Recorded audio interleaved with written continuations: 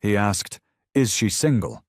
A Hell's Angel said, "She's mine," before realizing it. The afternoon sun cast long shadows across the small-town gas station as Marlene Brooks eased her silver sedan into an empty spot near the pumps. Her hands gripped the steering wheel for a moment longer than necessary, her wedding ring catching the light. Even after 2 years, she still wore it, a habit she couldn't seem to break. The station looked like something from another era, with its weathered wooden signs and old-fashioned pumps. A bell chimed somewhere inside the convenience store as another customer pushed through the door. The peaceful atmosphere of the place made Marlene's shoulders relax slightly. She stepped out of her car, her sensible shoes crunching on the gravel. The air smelled of pine trees and distant rain, a welcome change from the city she'd left behind that morning. This solo road trip was supposed to help clear her mind, give her space to think about what came next in her life. The widow support group had suggested it, said it might help her find herself again. Marlene smoothed down her navy blouse, tucking a strand of silver-streaked hair behind her ear. She'd always taken pride in her appearance, even if these days she dressed more for comfort than style. The gas station was quiet except for the gentle whir of the pumps and the distant sound of birds. Before you continue listening, please let me know where in the world are you watching from today. Now back to the story. "Just need to fill up and keep moving," she murmured to herself, a habit she'd developed since living alone. She reached for the gas pump, her movements careful and deliberate. A motorcycle rumbled into the station, the sound breaking through the afternoon quiet. Marlene tried not to stare, as a large man dismounted, his leather vest covered in patches she didn't want to examine too closely. Tattoos covered his arms, disappearing beneath his shirt sleeves, and his thick beard was peppered with gray. Her heart rate picked up as he approached the pump next to hers. She kept her eyes down, focusing on the numbers ticking up on the display. But she could feel his presence, solid and impossible to ignore, just a few feet away. The sound of footsteps made her glance up. A younger man had wandered over, his eyes moving between Marlene and the intimidating biker. Something in his gaze made her uncomfortable, that familiar feeling of being sized up, evaluated. "Hey," the stranger called out, addressing the biker. "That lady with you? She single?" Before Marlene could process what was happening, the tattooed man, who she would later know as Rock, moved with surprising speed. He stepped into her space, his presence overwhelming but somehow not threatening.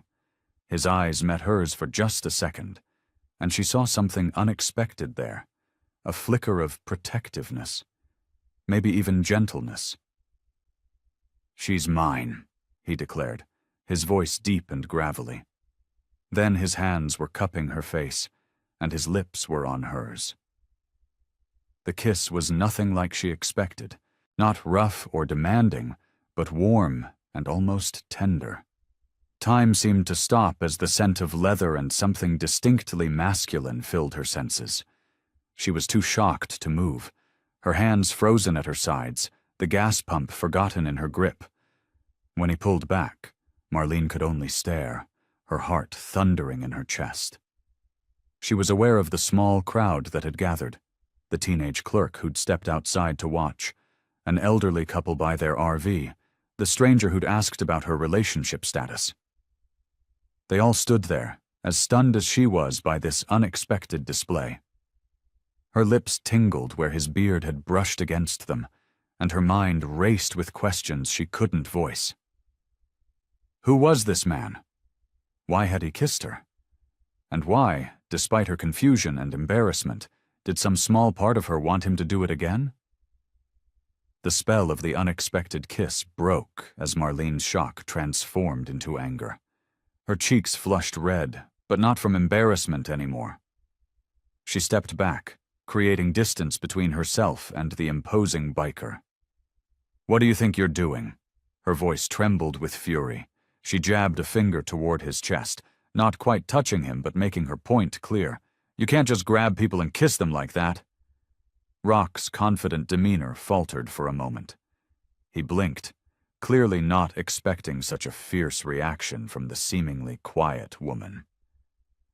The small crowd that had gathered began to disperse, sensing the shift in mood. "Look, lady," he started, running a hand through his beard. "That guy was—" "I don't care what that guy was doing," Marlene cut him off. Her hands shook as she replaced the gas pump. "I'm not some piece of property for you to claim. I'm not yours or anyone else's." Rock held up his hands in a peaceful gesture, but his size made even that look intimidating. "You've got it all wrong. I was trying to help." "Help?" Marlene let out a bitter laugh. "I don't need help from someone like you, especially not the kind that involves—" She touched her lips briefly, then quickly dropped her hand, angry at herself for the gesture. "Someone like me?" Rock's voice grew quieter, but there was an edge to it now. "And what exactly am I like?" Marlene gestured at his leather vest with its patches, his tattoos, his whole intimidating presence. "Look at yourself. You're scary. You're rough. You're exactly the kind of man my mother warned me about, and I'm not interested in whatever this is supposed to be." Rock's expression shifted, something vulnerable flickering across his features before disappearing behind a mask of indifference. "I saw the way that guy was looking at you. Trust me, you didn't want his kind of attention. I was trying to protect you." "Protect me?"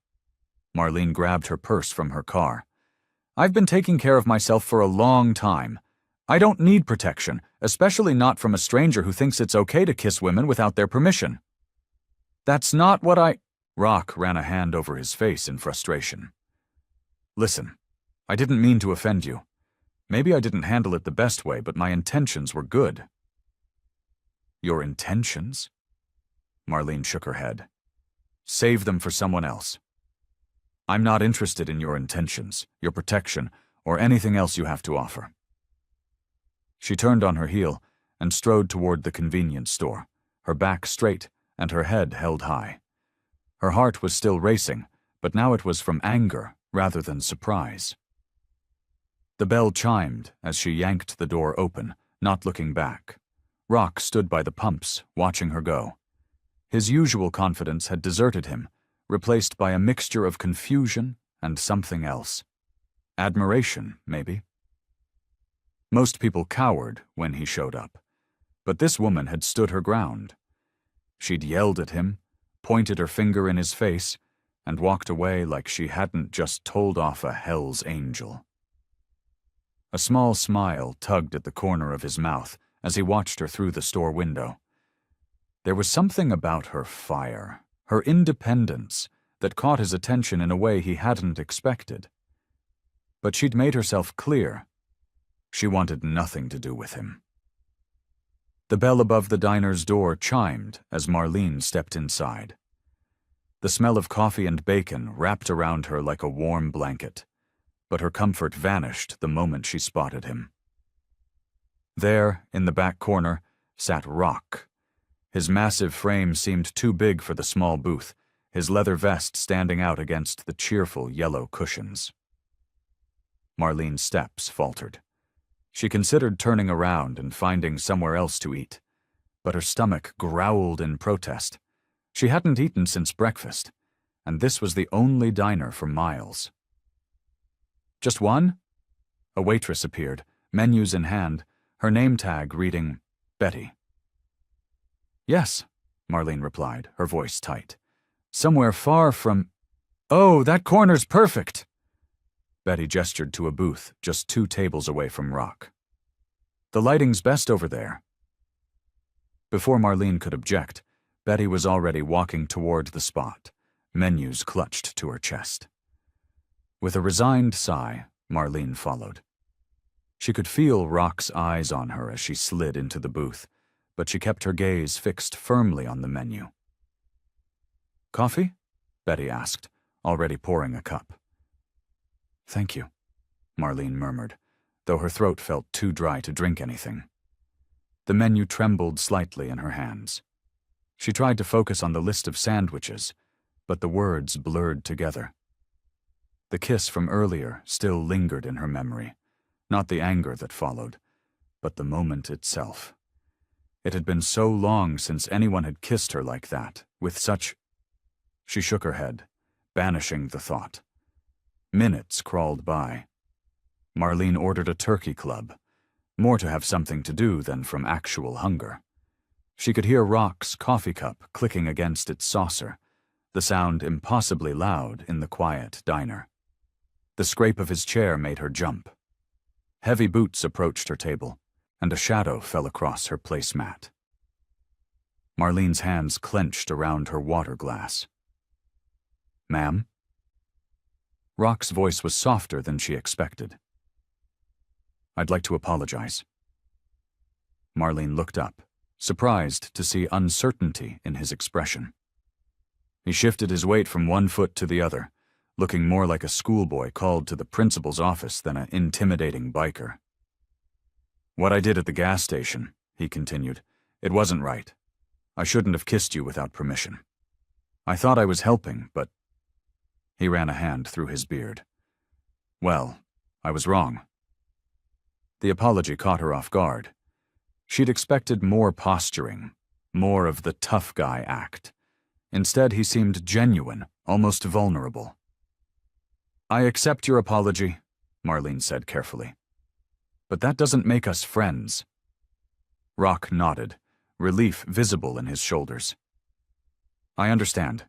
I couldn't let it sit wrong between us. Not in a small town like this." Something in his tone made Marlene look at him more closely.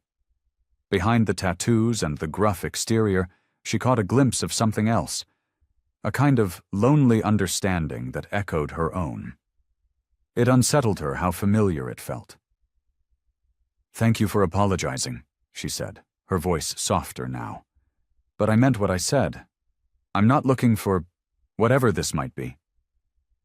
"Fair enough," Rock replied, but he lingered for a moment longer than necessary before returning to his seat. Marlene watched him go, aware of an odd tension in her chest. She didn't want to be attracted to this man. She didn't want to feel this pull toward someone so different from everything she knew. But as she sat there, picking at her sandwich, she couldn't deny that something about him called to her, like a familiar song in a foreign language. Over the next few days, the small town started to feel familiar to Marlene. She found herself settling into a routine. Breakfast at the diner, a walk through the quiet streets, and occasional stops at the gas station for coffee. And everywhere she went, she seemed to cross paths with Rock. At first, their encounters were nothing more than polite nods. A quiet morning here, a brief smile there. She'd catch glimpses of him through the diner window, his motorcycle parked outside, or spot him filling up his bike at the gas station. Each time, her heart would do a little jump she couldn't quite explain. On the fourth morning, as Marlene sat at her usual corner table with her crossword puzzle, heavy footsteps approached. She looked up to find Rock standing there, 2 cups of coffee in his massive hands. "Mind if I join you?" His voice was gruff but gentle. Marlene hesitated, then gestured to the empty seat across from her. "I suppose not." Rock set one of the coffees in front of her, black, just how she liked it. She raised an eyebrow, surprised he'd noticed. "I'm Rock," he said, settling into the booth. "Figure it's about time we had a proper introduction." "Marlene Brooks," she replied, folding her newspaper, neatly. "Though I suppose you already knew that from..." She trailed off, not wanting to mention the kiss. "From Betty," he finished, nodding towards the waitress. "She talks about you. Says you're staying at the Pine Grove Motel?" "For now." Marlene wrapped her hands around the warm coffee cup. "I needed some time away from home. To think." Rock nodded, understanding in his eyes. Sometimes distance helps clear the head." They sat in comfortable silence for a moment, the morning sun streaming through the window, casting warm patterns on the formica table between them. "I was in the Marines," Rock said suddenly, his fingers tracing the rim of his cup. "2 tours in Afghanistan. Been out for 15 years now, but sometimes—" He shook his head. "Sometimes it feels like yesterday." Marlene watched his face, noting the way his eyes seemed to look somewhere far away. "That must have been difficult." "The being there was tough, yeah. But the coming home—" He cleared his throat. "That was harder. Everything looked the same, but nothing felt right anymore. Couldn't sleep. Couldn't settle. Ended up joining the Angels because at least there, everyone understood what it meant to be a little broken." His honesty caught her off guard. She found herself sharing before she could think better of it. "My husband passed away 2 years ago. 43 years we were married." Her voice softened. "Sometimes I still turn to tell him something, and then the empty space hits you all over again," Rock finished quietly. Marlene nodded, surprised by the tears that pricked at her eyes. "The support groups help, but they don't really understand. They talk about moving on and finding yourself, but how do you move on from half your life?" "You don't," Rock said simply. "You just learn to carry it differently." Their eyes met across the table, and Marlene saw in his gaze the same weight she carried. Different causes, same pain. For a moment, her walls wavered, but she caught herself, straightening her spine. "Well," she said, reaching for her crossword again, "I suppose we all have our burdens to bear." Rock seemed to sense her retreat and didn't push. He sipped his coffee, respecting the boundary she'd drawn, even as something unspoken hung in the air between them. The afternoon sun cast long shadows across the park's winding paths as Marlene walked beside Rock. His tall frame moved with surprising grace for such a large man, and he'd slowed his usual stride to match her pace. The park was quiet, except for the distant laughter of children at the playground and the rustle of leaves in the gentle breeze. "Some days are harder than others," Marlene said, breaking their comfortable silence. "Like when I make too much coffee in the morning, forgetting I'm only brewing for one now." She wrapped her light cardigan tighter around herself, though the air wasn't cold. Rock nodded, his eyes focused on the path ahead. The sunlight caught the silver streaks in his beard, and Marlene noticed the way his jaw tightened at her words. "Or when something funny happens," she continued, "and I turn to share it, but—" She took a deep breath. "It's the little things that catch you off guard, isn't it? The empty chair at the dinner table, the unused pillow on the bed." Rock listened intently, his usual confident demeanor replaced by something softer, more contemplative. His silence encouraged her to keep talking, filling the space between them with words she hadn't shared with anyone else. "The support group tells me I need to create a new normal," she said, making air quotes with her fingers. "But how do you create normal when everything feels so wrong? When you've spent 43 years building a life with someone and suddenly they're gone?" They passed an old oak tree, its branches spreading wide above them. A squirrel darted across their path, disappearing into the underbrush. "Some nights," Marlene admitted, her voice barely above a whisper, "I still reach for him in my sleep. And when my hand finds empty space, it's like losing him all over again." Rock's footsteps slowed as they approached a small creek. The water burbled softly over smooth stones, creating a peaceful backdrop to their conversation. He guided them to a wooden bench overlooking the water. As they sat down, Marlene noticed the sadness in Rock's eyes. Not pity, but something deeper, more personal. His massive hands rested on his knees, and she could see the tension in his shoulders. "You know," he said finally, his voice rougher than usual, Since coming back from the service, I've kept everyone at arm's length." He paused, watching the water flow past. "Figured it was safer that way. For them and for me." Marlene waited, sensing there was more he needed to say. "Lost too many friends over there," he continued. "And when I came back, everything was different. I was different." His fingers absently traced one of the tattoos on his arm. "Been afraid to let anyone get close since then. Easier to be the tough guy everyone expects than to risk—" He trailed off, struggling to find the words. "Risk being vulnerable again?" Marlene finished softly. Rock nodded, meeting her eyes. "Yeah, but there's something about you, Marlene. Something that makes me want to try. And that scares the hell out of me." Marlene's heart fluttered unexpectedly. "I know what you mean," she admitted. "The thought of opening up again, of letting someone in, it terrifies me." She watched a leaf float down the creek. "I'm not sure I remember how anymore." They sat in silence for a moment, the creek's gentle song filling the space between them.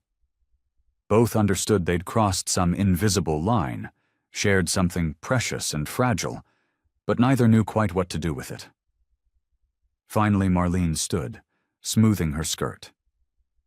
"I should head back," she said softly. Rock rose too, his expression uncertain but gentle. They walked back toward the park entrance, each lost, in their own thoughts, each wondering about the unexpected connection they'd found in their shared fear of connection. The fluorescent lights of the community center's meeting room cast harsh shadows across the circle of chairs. Marlene sat quietly, her hands folded in her lap, as other widows shared their stories. Usually she found comfort in these weekly meetings, but tonight her mind kept drifting to the afternoon's conversation with Rock by the creek. Sarah, a younger widow with kind eyes, was talking about her husband's favorite coffee mug that she couldn't bring herself to pack away. Normally, Marlene would nod in understanding, maybe share her own story about John's old cardigan that still hung in their closet back home.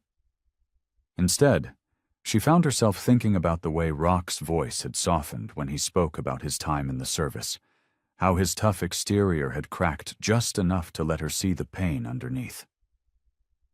"Marlene?" Monica, the group facilitator, called gently. "Would you like to share tonight?" Marlene blinked, realizing everyone was looking at her. "I'm sorry," she said, straightening in her chair. "I'm just distracted tonight."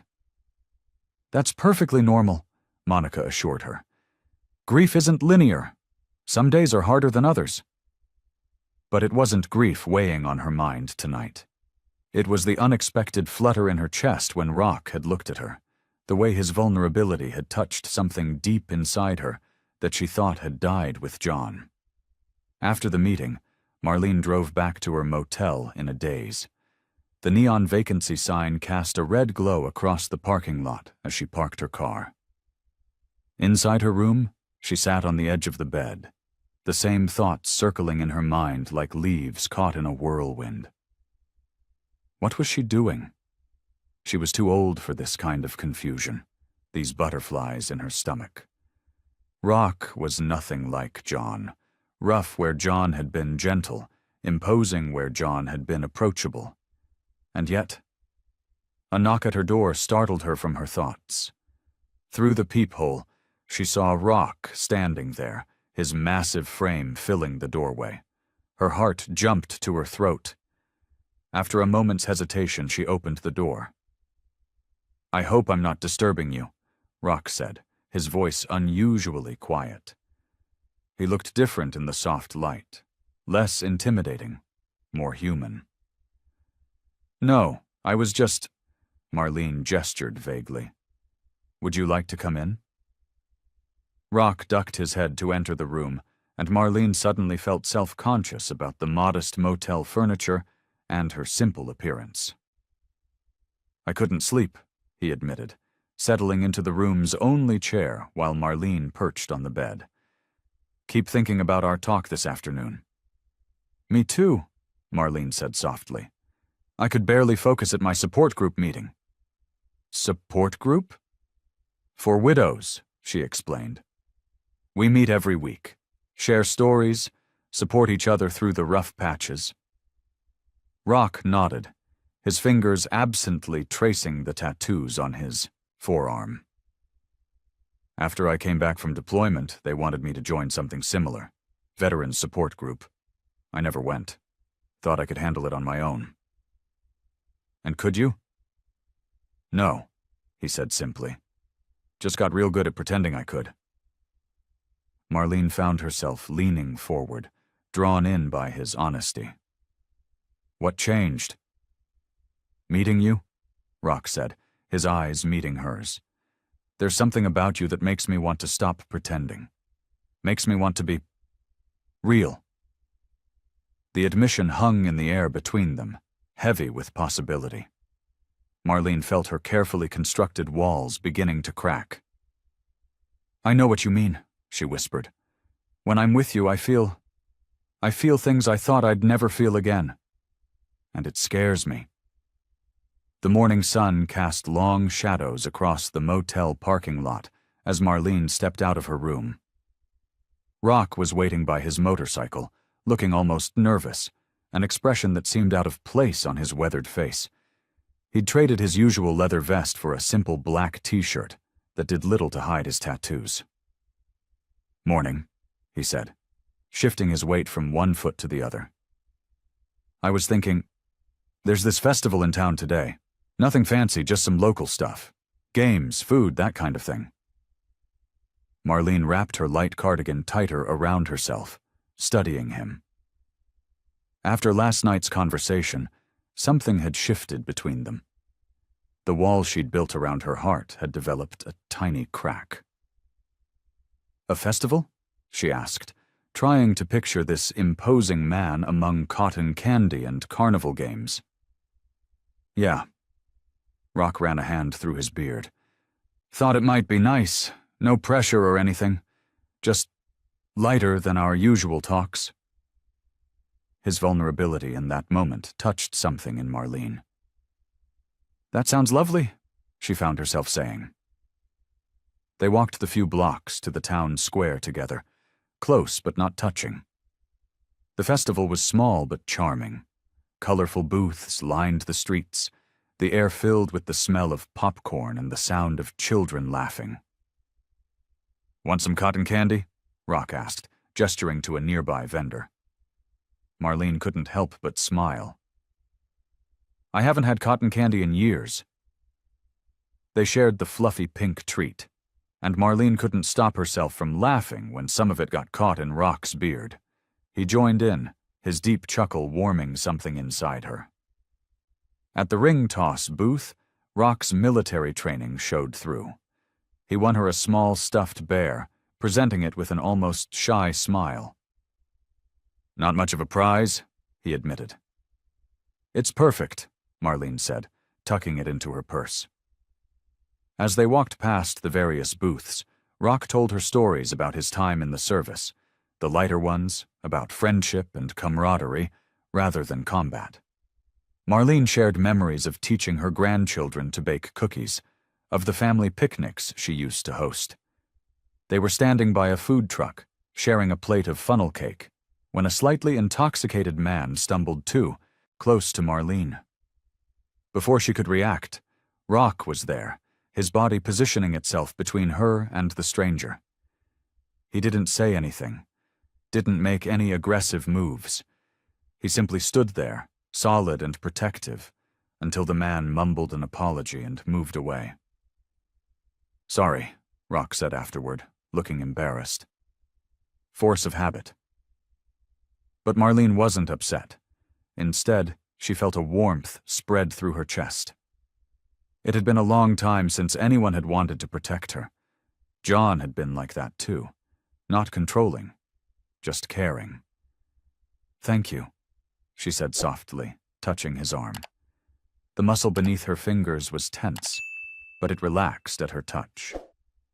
Rock looked down at her, his eyes soft despite his gruff appearance. Around them, the festival continued, children running past with balloons, music playing from a nearby stage, the smell of barbecue in the air. But in that moment, Marlene only saw him, this complicated man who was slowly but surely working his way past her defenses. She realized, with a mixture of surprise and pleasure, that she was actually enjoying herself. More than that, she was enjoying being with him. The small cafe on Main Street buzzed with the gentle hum of afternoon conversation. Marlene sat across from Rock at a corner table, her hands wrapped around a steaming cup of chamomile tea. Sunlight streamed through the large windows, catching the silver in Rock's beard and the gentle smile that now came more easily to his face. "You know," Marlene said, stirring her tea absently, "I never thought I'd be here, having coffee with someone new." She paused, watching the leaves swirl in her cup. "After John passed, I just couldn't imagine." Rock nodded, understanding in his dark eyes. Life has a way of surprising us. His large hands dwarfed his coffee mug, but there was a gentleness in how he held it. "My last relationship was years ago. Sarah, her name was. She couldn't handle the nightmares, the way I'd wake up sometimes." "From the war?" Marlene asked softly.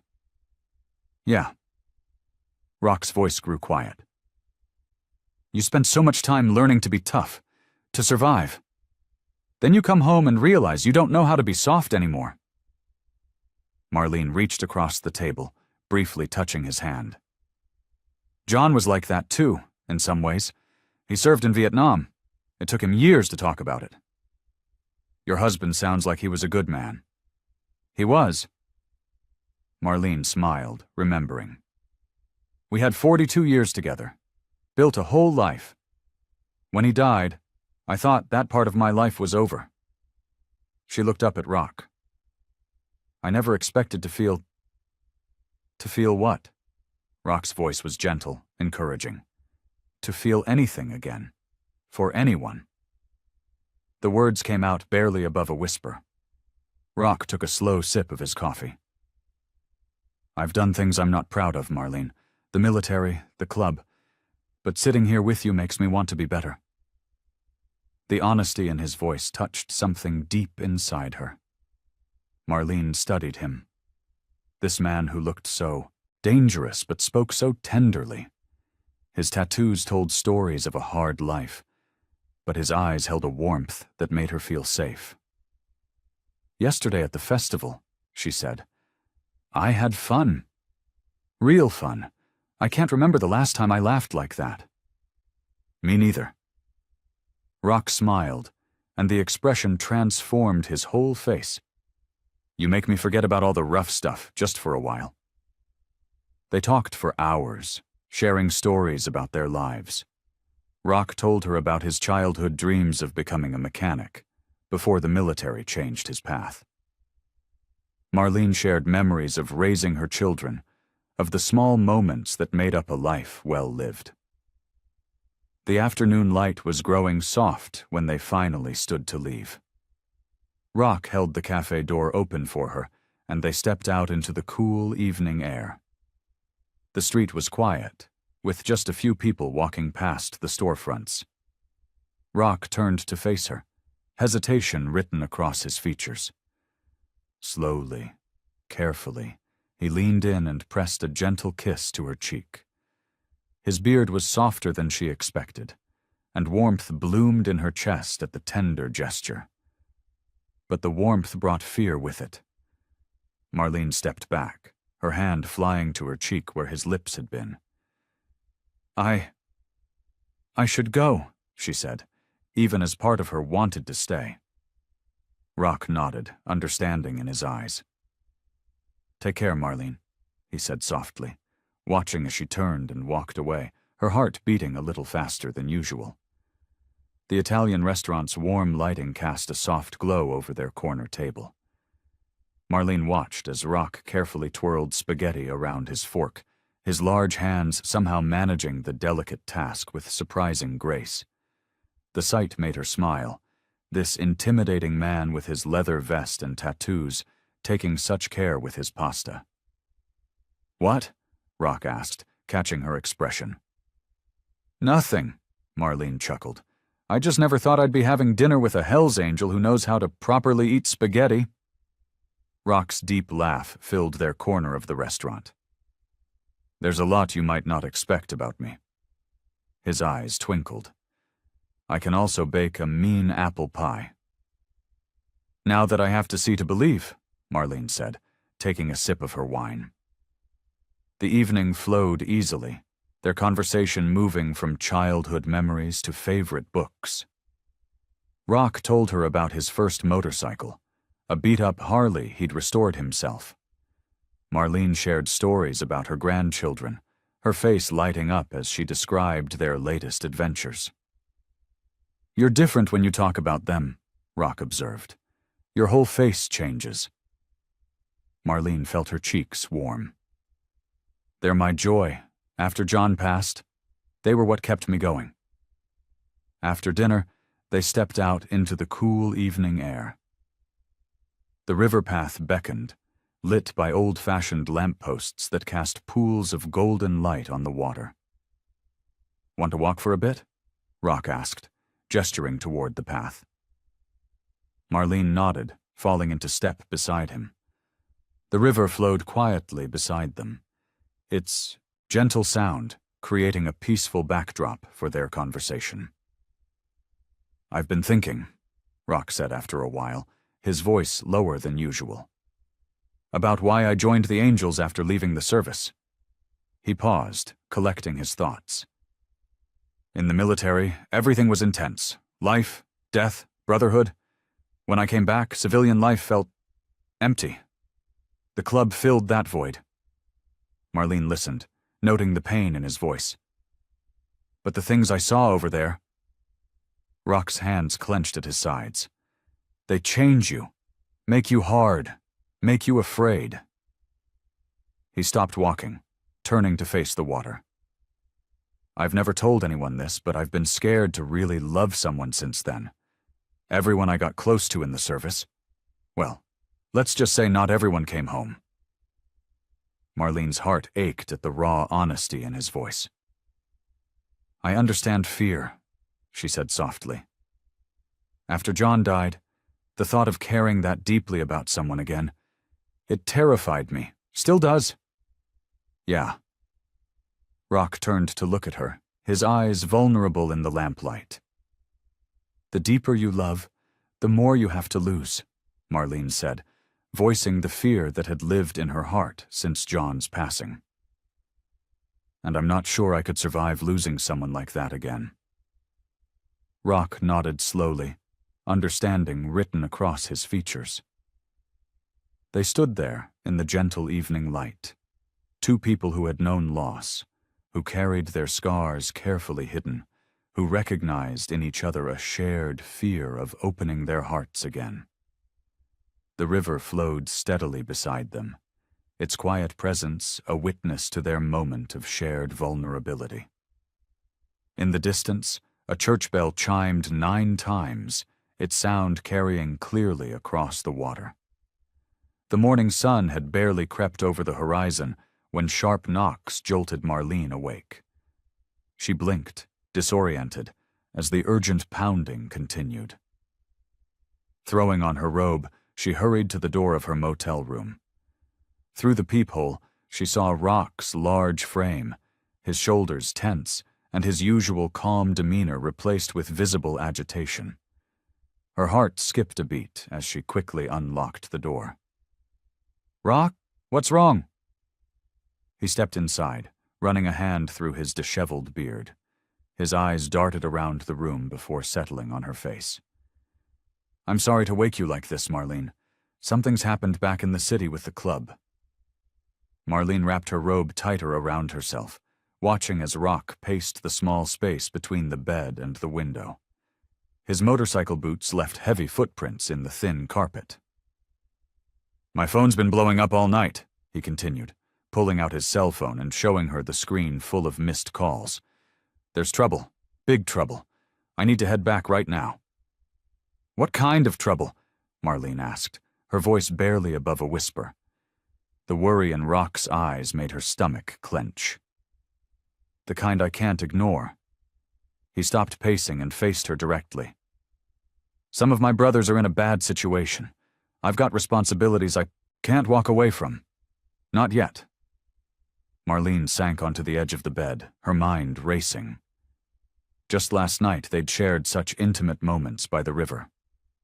Now, reality was crashing in like a tidal wave, reminding her of who Rock really was, a member of the Hells Angels, with all the danger and uncertainty that came with it. "Will you?" She hesitated, unsure how to ask what she really wanted to know.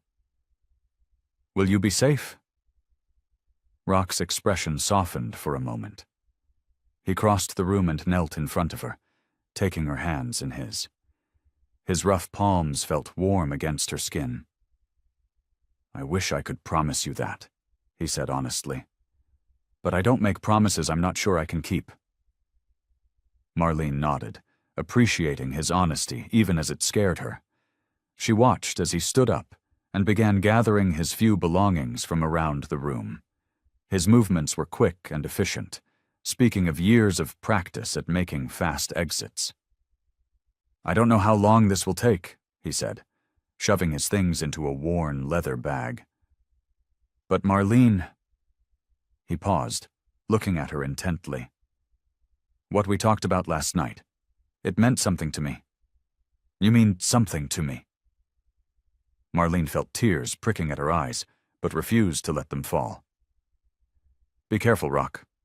He nodded, slinging his bag over his shoulder. At the door, he turned back one last time, his face set with determination. Then he was gone, his heavy footsteps echoing down the motel's concrete walkway. Marlene moved to the window, pushing aside the thin curtain. She watched as Rock strode to his motorcycle, his broad shoulders straight despite the weight of whatever waited for him in the city. He swung his leg over the bike, kicked it to life, and with one last look toward her window, roared out of the parking lot. The rumble of his motorcycle faded into the distance, leaving Marlene alone with her thoughts and the growing knot of worry in her stomach. She stood at the window long after he'd disappeared, trying to process what had just happened, and wondering if this was the end of whatever had been growing between them. The days after Rock's abrupt departure crawled by with agonizing slowness. Marlene found herself checking her phone constantly, each time disappointed to find no messages from him. She tried to maintain her routine, morning coffee at the local diner, afternoon walks in the park, but everything felt hollow without his presence. In the diner, she couldn't help but stare at the corner booth where they'd shared so many conversations. Sarah, the friendly waitress who'd watched their relationship unfold, noticed her distraction. "More coffee, hun?" Sarah asked, already tilting the pot toward Marlene's cup. "Thanks." Marlene wrapped her hands around the warm mug, drawing comfort from its familiar weight. "I keep thinking I'll look up and see him walking through that door." Sarah's expression softened with understanding. "Men like that? They're complicated. Got layers most folks don't. See?" Marlene nodded, remembering how Rock's tough exterior had gradually revealed a gentle, wounded soul beneath. But now doubt crept in like a cold draft. Maybe she'd been foolish to let her guard down. Maybe this was just another loss to add to her collection. Back in her motel room, Marlene tried to keep busy. She reorganized her suitcase, called her sister back home, and even started reading a paperback she'd bought at the gas station. But her thoughts kept drifting to Rock, to the warmth in his eyes when he looked at her, to the careful way he'd opened up about his past, to the tenderness in his touch. "You're being ridiculous," she told her reflection in the bathroom mirror. "He's probably forgotten all about you already." But even as she said the words, she knew they weren't true. The connection they'd shared had been real, She'd felt it in her bones. On her afternoon walks, she found herself taking different routes, avoiding the spots where they'd spent time together. The river path where he'd confessed his fears about love felt too raw, too full of memories. Instead, she walked through the town's quiet residential streets, watching normal life unfold around her. Children playing, couples gardening, elderly neighbors chatting over fences. In the evenings, loneliness pressed in like a physical presence. Marlene had gotten used to Rock's unexpected visits, his gentle knock on her door, his deep voice sharing stories late into the night. Now the silence felt oppressive. On the fourth day, just as she was considering packing up and heading home, her phone buzzed. Her heart leaped when she saw Rock's name on the screen. With trembling fingers, she opened the message. "I'm safe. Need time to handle things here. Think about you every day." Marlene read the message over and over, relief and frustration warring in her chest. She was grateful he was okay, but his words left so many questions unanswered. What kind of trouble was he dealing with? How long would it take? Would he come back to her when it was over?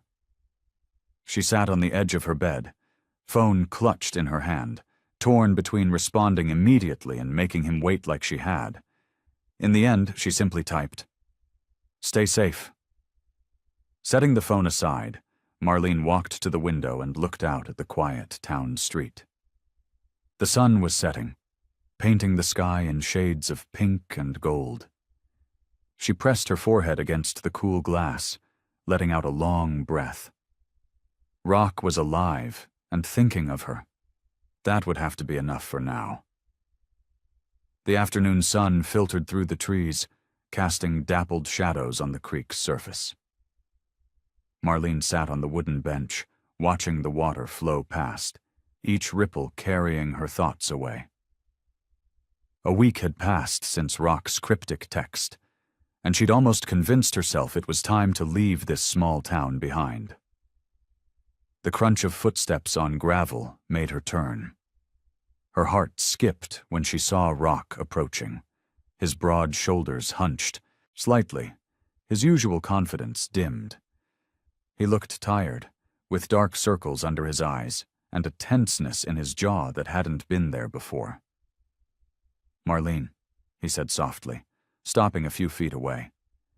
His voice was rough, like he hadn't used it much lately. She didn't answer immediately, studying his face instead. The man who'd kissed her so boldly at the gas station seemed far away now, replaced by someone carrying a heavy burden. "May I?" He gestured to the empty space beside her on the bench. She nodded, sliding over slightly. The wood creaked under his weight as he sat down, leaving a careful distance between them. "I'm sorry," Rock began, his hands clasped tightly in front of him. "I shouldn't have left like that, without explaining." "No, you shouldn't have." Marlene's voice was quiet but firm. The hurt of the past week crystallized into words she couldn't hold back. "Do you know what it's like, waiting for days, not knowing if you're okay, not knowing if you'll ever come back?" Rock winced. "I wanted to tell you more, but I couldn't. There are things in my past, people who know me from before. They can be dangerous." "The Hells Angels?" Marlene asked, though she already knew the answer. He nodded slowly. "Some of them aren't happy I'm trying to leave that life behind. They showed up at my old place, looking for me, made threats." His fists clenched. "I had to go deal with it, make sure they wouldn't come here, wouldn't find—" He trailed off, looking at her with pain in his eyes. "Wouldn't find you. So you just disappeared?" Marlene felt tears threatening, but held them back. "Left me wondering, worrying? I thought I was protecting you." Rock turned toward her, his expression pleading. "Everything I did was to keep you safe." "That wasn't your choice to make," Marlene said, standing up. Her legs felt unsteady, but her voice remained strong. I'm not some fragile thing that needs to be sheltered. I needed to know the truth. I needed you to trust me enough to tell me what was happening. Marlene, please. Rock stood too, reaching for her hand, but she pulled away. No, she said, wrapping her arms around herself. I can't do this. I can't be with someone who keeps secrets, who disappears when things get tough. I've spent too long being afraid of losing people I love. I won't live that way anymore. Rock's face crumpled, the tough exterior completely gone now. What are you saying? I'm saying I can't be with someone who isn't fully open with me. Marlene took a step back, each word feeling like a stone in her chest. I need honesty, Rock. Complete honesty. He stood there, silent and still, looking more vulnerable than she'd ever seen him. Then, without a word, he turned and walked away, his shoulders slumped in defeat. Marlene watched him go, her heart breaking with each step he took, but she didn't call him back. The creek continued to flow beside her, its gentle sound now a mockery of the peace she'd felt here with him, just days ago. Marlene sat in the circle of women at the community center, clutching a paper cup of lukewarm coffee. The familiar faces of her widow's support group surrounded her, each one marked by their own journey through loss and healing. Today, instead of listening, she found herself speaking. I pushed him away, she admitted, her voice barely above a whisper. After everything we shared, I just couldn't handle the uncertainty. Sarah, a woman in her 50s who'd lost her husband 3 years ago, leaned forward. Tell us about him, Marlene. What makes this man different? Marlene stared into her coffee, watching the surface ripple with her slight trembling. He's nothing like Tom was. He's rough around the edges, intimidating even. But when he looks at me... She paused, struggling to find the right words. It's like he sees all of me, even the parts I try to hide. And that scares you? Betty, the group facilitator, asked gently. Everything about this scares me, Marlene admitted. His past with the motorcycle gang, the way he disappeared, how strongly I feel about him after such a short time. She took a shaky breath. But what scares me most is how much I miss him. The women nodded, understanding written across their faces. Many of them had wrestled with similar feelings, the terror of opening their hearts again after loss. You know, Linda, one of the older members, spoke up. My Harold always used to say that the heart doesn't know time. It just knows what it feels. Marlene spent the next few days turning these words over in her mind. She walked through the small town, past the diner where she and Rock had shared meals, past the creek where they'd opened up to each other. Each spot held memories that made her heart ache.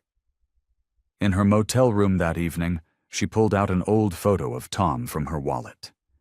His kind face smiled back at her, and for the first time, she didn't feel guilty about her feelings for Rock. I'll always love you, she whispered to the photo. But I think it's time for me to be brave again. The next morning she met with Sarah for coffee at the local cafe. The morning sun streamed through the windows, warming their table as they talked. I keep thinking about what you said at group, Sarah said, stirring her tea. About how he makes you feel seen. That's rare, Marlene, really rare. But his past is exactly that, his past, Sarah interrupted. We all have baggage. The question is, are you willing to help him carry his? Marlene thought about Rock's vulnerability when he'd told her about his military service, about the pain in his eyes when he spoke of wanting to leave his old life behind. She thought about his protective instincts, not just physical, but emotional too. He tried to protect me, she said slowly. In his own way, even when he left, he was trying to keep me safe. Maybe it's time to let someone care about you again, Sarah suggested softly. Even if it's not perfect. Even if it's scary. Later that afternoon, Marlene stood in front of her motel room mirror. The woman looking back at her seemed different somehow. Stronger, more determined. She thought about all the times she'd let fear hold her back since Tom's death, all the moments of connection she'd denied herself. No more, she whispered to her reflection. She grabbed her car keys, her heart racing but her mind clear. It was time to find Rock, to give him the chance to explain everything. It was time to be brave enough to love again. The neon signs cast a soft glow through the windows of Jake's Bar and Grill as Marlene pulled into the gravel parking lot. Her hands trembled slightly on the steering wheel as she spotted Rock's motorcycle parked near the entrance. Taking a deep breath, she stepped out of her car and walked toward the entrance with determined steps. The bar was dimly lit, with country music playing softly in the background. A few locals sat scattered around, but her eyes immediately found Rock. He sat alone at the far end of the bar, his broad shoulders hunched over a glass of amber liquid. Even from behind, she could see the tension in his posture. Marlene's heels clicked against the wooden floor as she approached. Rock's head lifted at the sound, but he didn't turn around. She slid onto the bar stool beside him, her heart pounding in her chest. "Hi," she said softly. Rock's fingers tightened around his glass. "Marlene," he breathed, his voice rough with emotion. "I didn't expect to see you again." "I wasn't sure I'd come," she admitted, "but I'm here now, and I'm not angry anymore." She placed her purse on the bar and turned to face him fully. "I want to hear what happened, Rock, all of it." He finally looked at her, his eyes searching her face. The tough exterior she'd first seen at the gas station was gone, replaced by something raw and vulnerable. "You sure about that? It ain't pretty." "I'm sure." She nodded toward an empty booth in the corner. "Maybe we could talk somewhere more private." Rock grabbed his drink, and they moved to the booth. Marlene slid in across from him, watching as he gathered his thoughts. The overhead lamp cast shadows across his face, highlighting the worry lines around his eyes. "The club," he started, his voice low. "They've been my family for 15 years. After the military, when I had nothing and no one, they took me in." He took a sip of his drink. "But lately, things have been changing. Some of the younger guys, they want to take things in a direction I can't follow." Marlene listened intently, noting how his hands clenched and unclenched as he spoke. "That day I left," he continued, "there was going to be trouble. Bad trouble. I had to go back to try and talk some sense into them." He met her eyes. "I couldn't let you get caught up in that mess. You're too important." "And did you? Talk sense into them?" Rock shook his head slowly. "I tried. But I realized something while I was there. I don't belong there anymore. Haven't for a while, if I'm being honest." He leaned forward, his voice dropping even lower. "The thing is, Marlene, I've never felt about anyone the way I feel about you, and it scares the hell out of me because I don't want to lose you." His confession hung in the air between them, heavy with meaning. Marlene could see the cost of this honesty in the way he held himself, tense and waiting for her response. "These past few days," he went on, "being away from you, it made me realize how much I want a different life, a better one." He ran a hand through his beard. "But I need you to understand what you'd be getting into. The club, they won't like me walking away. It won't be easy." His eyes held hers, filled with a mixture of hope and fear. Marlene sat quietly, absorbing everything he'd said, seeing the sincerity written across his weathered face. Marlene reached across the table and placed her hand over Rock's calloused one. The simple gesture made his shoulders relax slightly, though tension still lined his face. "I appreciate your honesty," she said softly, "and I understand why you left the way you did. But Rock, if we're going to have any kind of future, I need to know that you're truly ready to leave that life behind."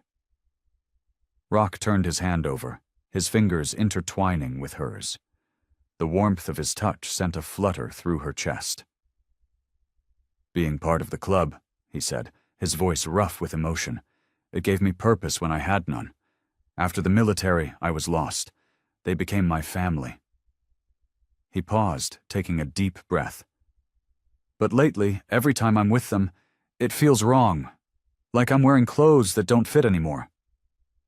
"And what feels right?" Marlene asked, her heart beating faster. "This." He squeezed her hand gently. "Being here with you, talking like this.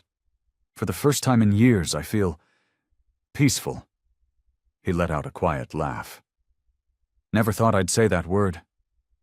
Marlene felt tears prick at her corners of her eyes. "After losing Richard, I thought that was it for me. I told myself I was too old to start over, that I'd had my chance at love." She wiped at her eyes with her free hand. "But being with you these past few weeks, it's awakened something in me I thought was gone forever." "I want out," Rock said firmly. "Out of the club, out of that life. It won't be easy, but I'm willing to face whatever comes if it means having a chance with you." "Are you sure?" Marlene searched his face. "I don't want you to regret giving up your life for me." "I'm not giving up my life," he corrected her gently. "I'm choosing a better one that feels real and right." He leaned forward, his eyes intense. "I've done a lot of things I'm not proud of, Marlene, but loving you, that's the one thing that makes sense." Marlene's breath caught at the word loving. She hadn't expected to hear it so soon, but it didn't frighten her the way she thought it would. "I want to be happy again," she admitted. "To wake up in the morning looking forward to the day ahead. To share my life with someone who understands me." She squeezed his hand. "When I'm with you, I feel that possibility." Rock's face softened. "So where do we go from here?" "Maybe we take it slow," Marlene suggested. "One day at a time. You focus on leaving the club safely, and I'll be here, supporting you through it." "You'd do that? Stand by me through all of this?" "Yes," she said without hesitation. "We've both been through enough in life to know that nothing worth having comes easy. I want to give us a real chance, Rock." Relief washed over his face. "One day at a time," he repeated, a small smile tugging at his lips. "I like the sound of that." They sat in comfortable silence for a moment, their hands still joined on the table, both feeling the weight of the decision they'd just made. It wouldn't be an easy road ahead, but they'd face it together, one step at a time. The late morning sun filtered through the diner's windows as Marlene stirred her coffee, watching Rock across the table. Over the past 3 weeks, their morning meetings had become a comfortable routine.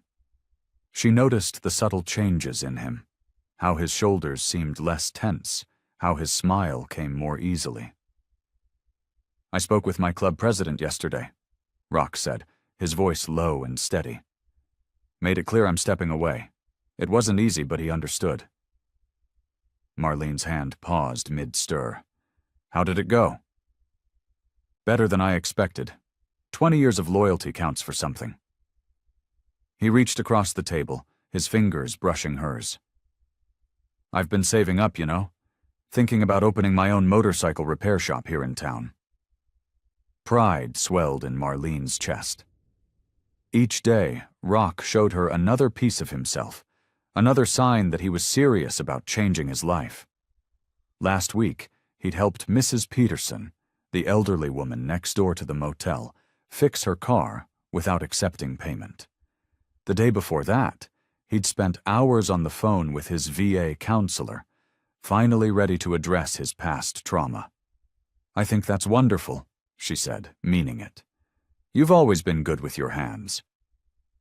Rock's eyes crinkled at the corners. Speaking of which, I finished that shelf you wanted for your motel room, the one for your books. Later that afternoon, Marlene watched as Rock carefully mounted the handcrafted wooden shelf to her motel room wall. The care he took, the precision in his movements, it touched something deep inside her. This was a man who could be gentle, despite his rough exterior. Perfect, she said when he finished. Rock stepped back to admire his work.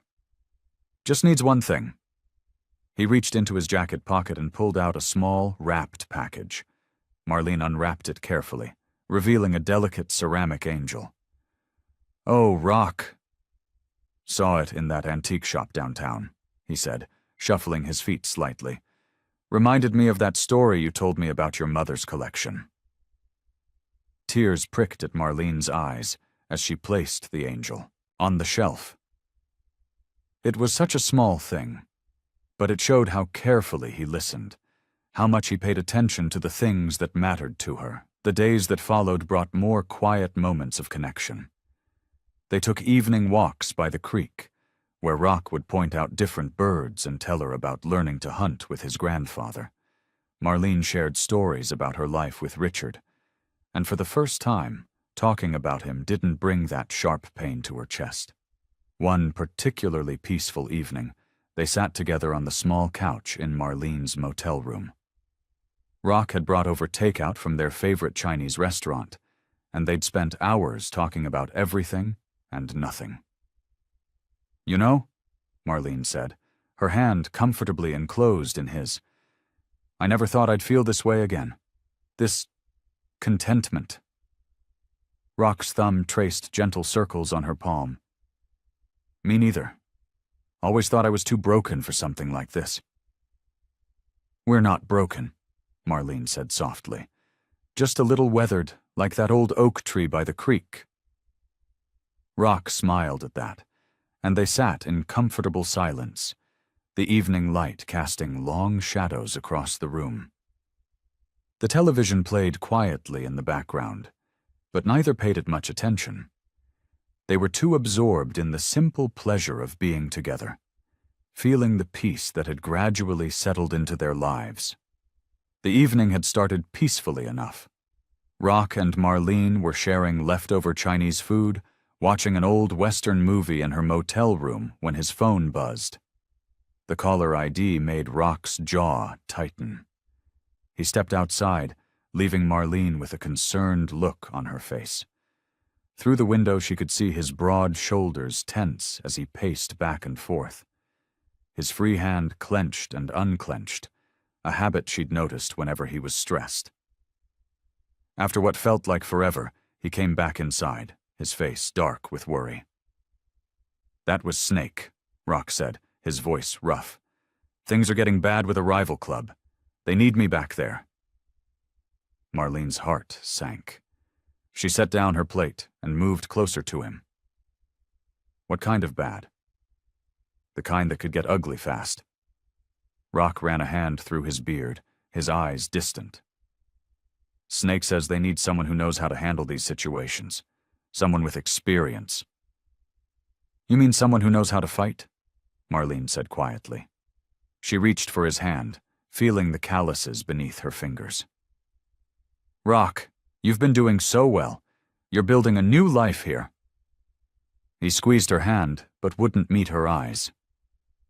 I know, but these guys, they're like brothers to me. We've been through hell together. And what about the life you're trying to build now? Marlene's voice trembled slightly. The repair shop you're planning? The peace you found here? Rock sat heavily on the edge of the bed. I can't just abandon them. You're not abandoning them, Marlene said firmly. You're choosing a different path, one that doesn't involve violence and revenge. She knelt in front of him, forcing him to look at her. Remember what you told me about your time in the military? How you promised yourself you were done with fighting? His eyes softened at her words. Yeah, I remember, The club was there for you when you needed them, she continued. But now you have a chance at something different, something peaceful. She touched his cheek gently. You deserve that peace, Rock. He leaned into her touch, closing his eyes. What if they don't understand? Then that's their problem, not yours. Marlene's voice was steady now. You've already told your president you're leaving. Going back now? It'll just pull you right back in. Rock was quiet for a long moment, his internal struggle visible on his face. Finally, he pulled out his phone and dialed Snake's number. Marlene held her breath as she listened to his side of the conversation. Listen, brother, Rock said, his voice firm but kind. I can't come back. Not for this, not for anything. He paused, listening. No, you don't understand. I'm done with that life, for good. Another pause, longer this time. Rock's free hand found Marlene's and held tight. I love you guys like brothers, you know that. But I found something here, something real. His eyes met Marlene's. Something worth protecting in a different way. When he finally hung up, the tension seemed to drain from his body. He pulled Marlene close, burying his face in her hair. No matter what happens, he murmured, I want to be with you. That life, it's behind me now. For good. Marlene wrapped her arms around him, feeling the steady beat of his heart against her chest. She knew this wouldn't be the last time his past tried to pull him back. But for now, in this moment, he had chosen their future together. The morning sun cast long shadows across the motel parking lot as Rock prepared to leave. He wore his old leather vest, but something about it looked different on him now, like a costume rather than a second skin. Marlene stood by her door, arms wrapped around herself against the early morning chill. I'll be back before dark, Rock promised, his voice gruff but gentle. Just need to make things clear with Snake face to face. Marlene nodded, trying to hide her worry. Be careful, she said softly. The words felt inadequate against the knot of fear in her stomach. Rock cupped her face in his large hands and kissed her forehead. Always am, darlin'. Then he was gone, the rumble of his motorcycle fading into the distance. The hours crawled by like molasses. Marlene tried to keep busy. She cleaned her already tidy room, walked to the diner for coffee, and attempted to read a magazine. But her eyes kept drifting to the clock, watching minutes tick past with agonizing slowness. By mid-afternoon, she was pacing. The sound of every motorcycle that passed made her heart jump. She'd seen enough movies to know how these confrontations could go wrong. What if Snake wasn't willing to let Rock walk away? What if there was violence? The what-ifs tormented her until she couldn't sit still. She found herself at the window again and again, pushing aside the curtain to peer out at the parking lot. The sun began its slow descent, painting the sky in shades of orange and pink. Rock had promised to be back before dark, but the shadows were growing longer with each passing minute. Just when her anxiety threatened to overwhelm her, she heard it, the distinctive rumble of Rock's motorcycle. She rushed to the door, flinging it open just as he pulled into the parking lot. Rock cut the engine and sat there for a moment, his broad shoulders sagging with exhaustion. When he finally dismounted and turned toward her, Marlene could see the weariness in his face. But there was something else too, a lightness she hadn't seen before, as if a heavy burden had been lifted. He walked toward her slowly, his boots scuffing against the asphalt. When he reached her, he didn't speak immediately, just wrapped his arms around her and held her close. Marlene could feel his heart beating steady and strong against her cheek. It's done, he said finally, his voice rough with emotion. I'm out, for good this time. Marlene pulled back just enough to look up at his face. They accepted it? Just like that? Rock's laugh was tired but genuine. Wasn't exactly just like that. Snake wasn't happy. There was some shouting, some threats. He shook his head. But in the end, they knew I meant it. 20 years of loyalty counts for something, even with them. And they'll leave you alone? Marlene couldn't keep the worry from her voice. Yeah, Rock nodded, running a hand through his beard. Snake gave me his word. It might not mean much to most people, but in our world, the world I'm leaving behind, it means everything. Relief flooded through Marlene, making her knees weak. Rock steadied her, his strong hands gentle on her shoulders. I told them about you, he said softly. Told them I'd found something real, something worth changing for. His eyes met hers, full of warmth and certainty. They might not understand it, but they respect it. Marlene reached up to touch his face, feeling the rough texture of his beard under her fingers. She could see in his eyes that this was true. He had really done it. He had chosen their future together over his past, and somehow, impossibly, he had managed to walk away clean. The rental car hummed softly as Rock and Marlene drove along the winding country road. The morning sun filtered through the trees, casting dappled shadows on the dashboard. Rock looked different behind the wheel of the sedan, softer somehow, despite his intimidating frame and tattoos. He'd traded his leather vest for a plain black t-shirt, and Marlene couldn't help but notice how the change suited him. There's supposed to be a nice breakfast place up ahead, Marlene said, consulting the map on her phone. The reviews say they make amazing blueberry pancakes. Rock smiled, the corners of his eyes crinkling. Sounds perfect. Been a while since I had a proper breakfast that wasn't at that motel diner. The small town of Pine Grove appeared around the bend, its main street lined with historic buildings painted in cheerful colors. American flags fluttered from lampposts, and window boxes overflowed with bright flowers. It was exactly the kind of place Marlene had always dreamed of settling down in. Peaceful, friendly, and far from the chaos of their old lives. They found the breakfast place easily, a cozy cottage-style restaurant called Morning Glory. The bell above the door chimed as they entered, and the hostess greeted them with a genuine smile, showing no reaction to Rock's intimidating appearance. Welcome to Morning Glory. Table for two?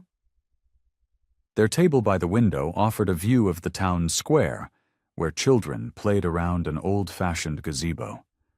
Rock watched them while sipping his coffee, his expression thoughtful. It's nice here, he said quietly. Peaceful. Marlene reached across the table and squeezed his hand. It really is. After breakfast, they walked hand in hand down the main street, window shopping and taking in the atmosphere. The locals they passed nodded friendly greetings. No one stared at Rock's tattoos or whispered about his appearance. Here, they were just another couple enjoying a morning stroll. There's a real estate office, Marlene pointed out, trying to sound casual. Want to take a look? Rock stopped walking, turning to face her. You serious about staying here? I think I am, she admitted, unless you're not ready. Been ready for a change for longer than I knew, Rock said, his voice gruff with emotion. Just needed the right reason. The real estate agent, a woman named Sarah, was happy to show them some properties right away. As they drove through the outskirts of town, she pointed out a small craftsman-style house set back from the road. The yard was overgrown, and the paint was peeling, but something about it caught both their attention. It needs some work, Sarah admitted as they walked through. But it's got good bones. Rock ran his hand along the solid wooden banister of the staircase. Nothing wrong with a little work, he said, glancing at Marlene. Sometimes the things worth having need some fixing up. Marlene explored the sunny kitchen, with its vintage cabinets and large windows overlooking the backyard. She could already picture morning coffee at the kitchen table, watching birds at the feeder. She could see Rock working in the yard, maybe starting a vegetable garden. Simple things, peaceful things, the kind of life they both deserved. When they met back up in the living room, they didn't need to speak. The look they shared said everything. This was it, their fresh start, their new beginning. "We'll take it," Rock told Sarah, his hand finding Marlene's and squeezing gently. Standing in what would soon be their living room, Marlene felt a profound sense of rightness. This house, this town, this man beside her, it all felt real in a way nothing had since losing her husband. Not a replacement for what she'd lost, but something new and wonderful in its own right. The early morning light streamed through the kitchen windows, catching dust motes that danced in the air as Rock and Marlene worked together to paint the walls a warm butter yellow. Classical music played softly from Marlene's old radio, and the smell of fresh coffee mingled with the paint fumes. "You missed a spot," Marlene teased, pointing to a section near the ceiling. Rock stretched his tall frame, easily reaching the spot she'd indicated. "Good thing you've got me around for the high places," he said with a wink. The house was slowly coming together. They'd spent the past few weeks fixing what needed fixing, replacing broken window panes, patching holes in the walls, and giving everything a fresh coat of paint. Rock had surprised Marlene with his handyman skills, though she supposed she shouldn't have been shocked. Those strong hands that had once caused so much trouble were just as capable of creating and repairing. After the morning's painting session, they took their coffee onto the back porch. The overgrown yard was starting to look more manageable after Rock's determined efforts with a borrowed lawnmower. He'd even planted some tomatoes and peppers in a small garden plot, something that made Marlene smile every time she saw it. "Never thought I'd be the type to get excited about growing vegetables," Rock admitted, following her gaze to the garden. "Life's full of surprises," Marlene said, leaning against his shoulder. Their days fell into a comfortable rhythm. Mornings started with coffee and breakfast together, sometimes just toast and eggs, other times Marlene's special pancakes that Rock couldn't get enough of. They worked on the house, took walks into town for supplies, and gradually became part of the community. The neighbors, initially wary of Rock's intimidating appearance, warmed to him after he helped Mr. Johnson next door fix his car and rescued Mrs. Peterson's cat from a tree. Marlene loved watching the transformation, not just of their house, but of Rock himself. The tension he'd always carried in his shoulders seemed to ease day by day. One afternoon, they walked to the local hardware store for more supplies. Rock carried the heavy bags while Marlene consulted her list of projects. People on the street greeted them by name now, and Rock nodded back, comfortable in a way he'd never been before. "Remember that first day at the gas station?" Marlene asked as they walked home. "If someone had told me then that we'd end up here?" Rock chuckled, the sound deep and genuine. "You would have run for the hills." "Probably," she agreed with a laugh. "But I'm glad I didn't." Back at the house, they worked together to hang new curtains in the living room. The now simple domestic task felt significant somehow, another small step in making this house their home. Rock held the ladder steady, while Marlene climbed up to adjust the curtain rod, and she felt completely safe under his watchful eye. As evening approached, they settled onto the porch swing Rock had installed the week before. The setting sun painted the sky in brilliant oranges and pinks, and a gentle breeze carried the scent of blooming jasmine from their neighbor's yard. Rock's arm rested comfortably around Marlene's shoulders as they swayed gently on the swing. Neither felt the need to speak. They just sat together, watching the sky change colors, listening to the chirp of crickets and the distant sound of children playing somewhere down the street. It was a simple moment, but perfect in its simplicity. Two people who had found peace in each other's company, in a home they'd made together. The late afternoon sun cast long shadows across their backyard as Rock paced nervously behind the house. He'd been planning this moment for weeks, wanting everything to be perfect. His weathered hands fidgeted with the small velvet box in his pocket, so different from the rough lifestyle he'd left behind. Inside, Marlene was preparing dinner, humming along to an old love song on the radio. The smell of her famous pot roast wafted through the open windows. Rock took a deep breath, gathering his courage. He'd faced down dangerous men without flinching, but this moment made his heart race like never before. "Marlene," he called out, his voice surprisingly steady. "Could you come out here for a minute?" "Just a second," she replied. A moment later she appeared on the back porch, wiping her hands on her apron. Her silver hair caught the golden light, and Rock's breath caught in his throat at the sight of her. "What is it?" she asked, noticing his serious expression. "Is everything okay?" Rock gestured to the garden they'd planted together.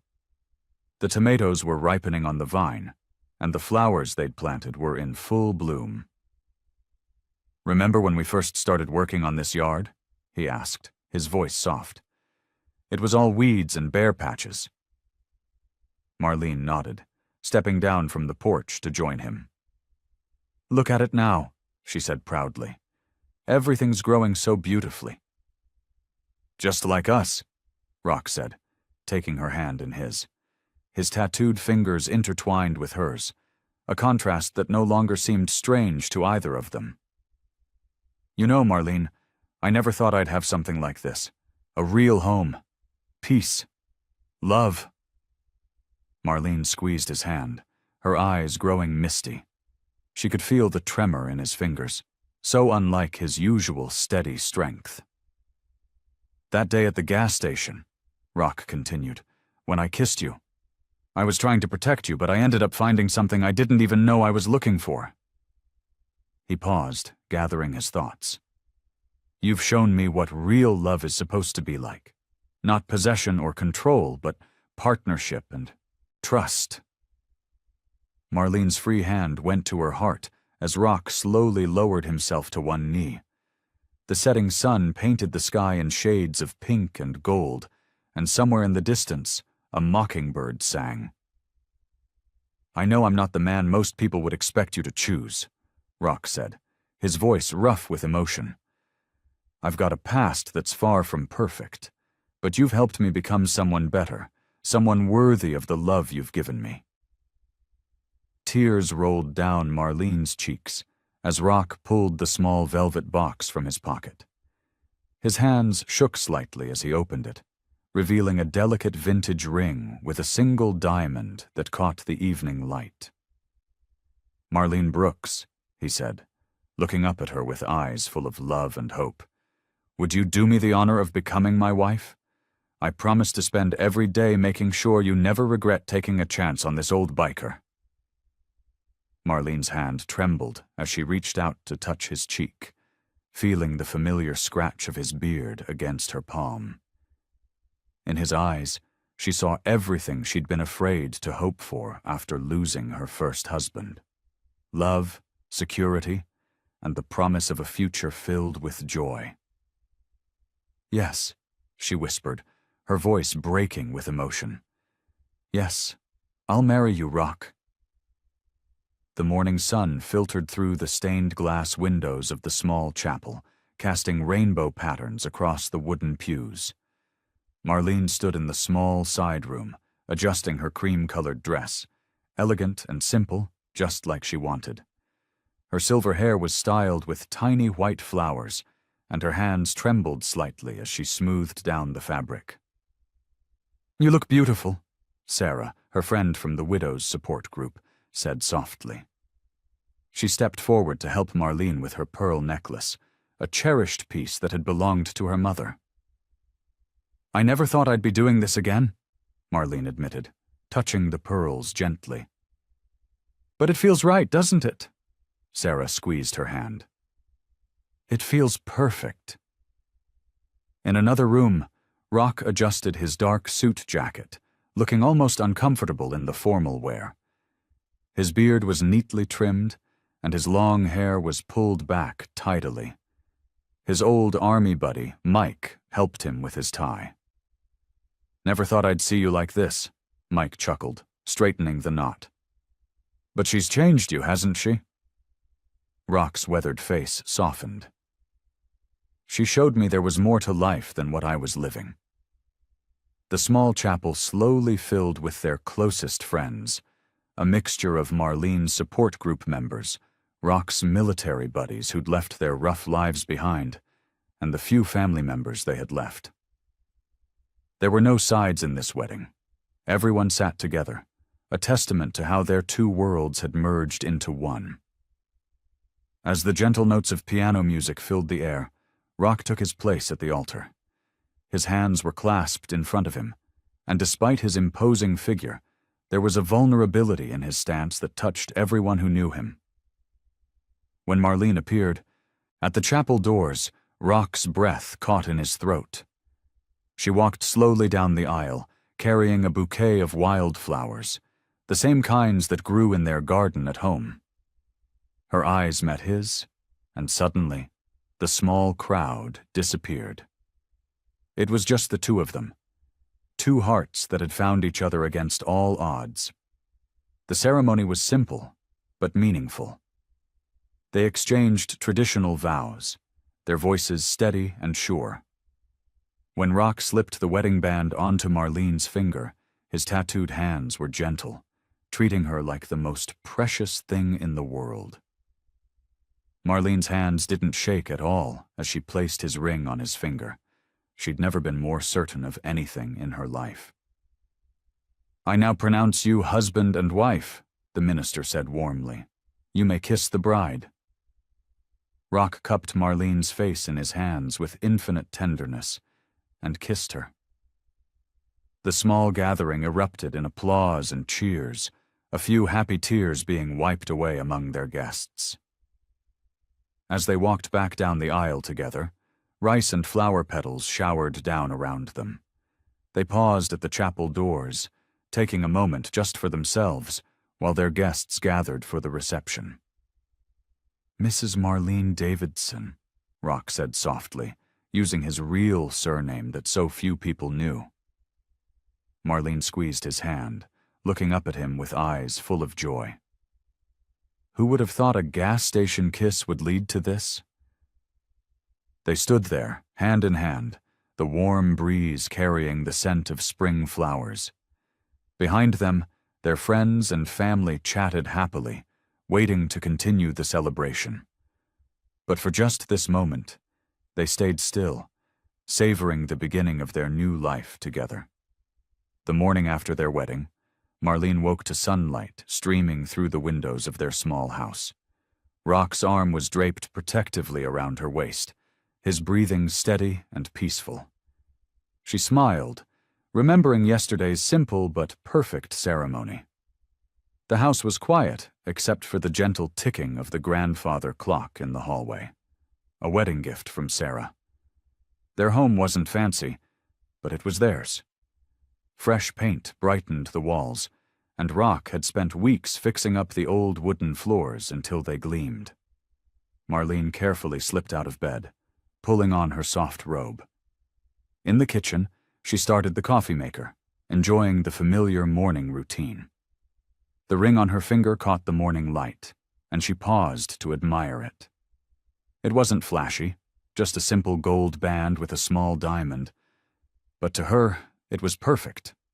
Rock appeared in the doorway, his hair tousled from sleep. Even after all this time, the sight of him made her heart skip a beat. His tough exterior had softened around the edges, but he still carried himself with that quiet strength she'd first noticed at the gas station. "Morning, wife," he said, his voice rough with sleep. The word wife came out tender, almost reverent. "Good morning, husband," Marlene replied, handing him a osakofuro, steaming cup of coffee. They moved around the kitchen together with easy familiarity, preparing breakfast.